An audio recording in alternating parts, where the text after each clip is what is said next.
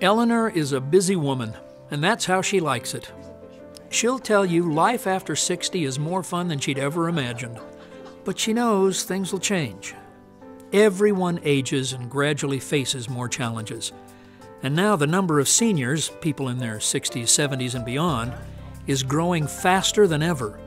Today, about 8,000 people a day are turning 65. Before long, it'll be 10,000 people a day as over 70 million baby boomers become seniors in the next 20 years. What will happen to those without family support systems, or who can't afford to retire? What will our community be like to live in? The answer depends on us. Bob Carey was a fireman.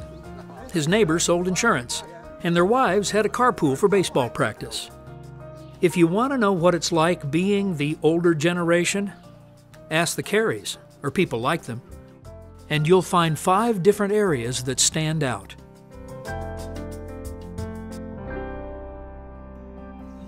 One thing obvious to most of us is that it's not enough to extend life without extending quality of life.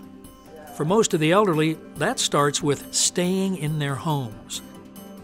Neighbors, friends, and family can help with day-to-day needs for a while, but over time, caregiving becomes more cumbersome, more complicated. To make our area livable, we need community-wide support systems to help identify and provide assistance.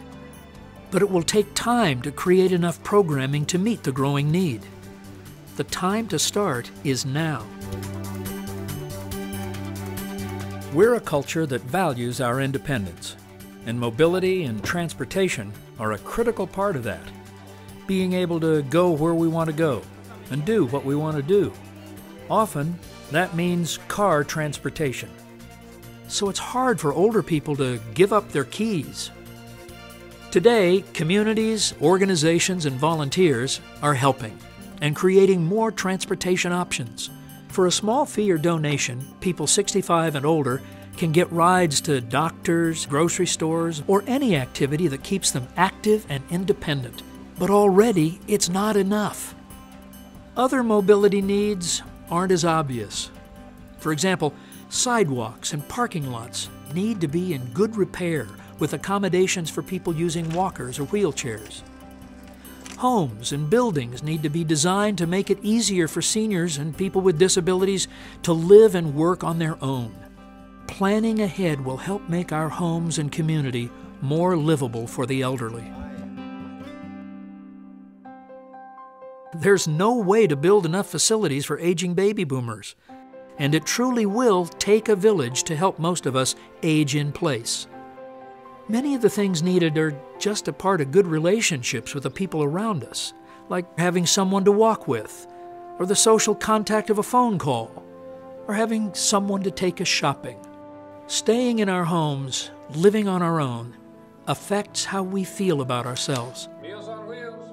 And that helps keep seniors active and filling many important needs.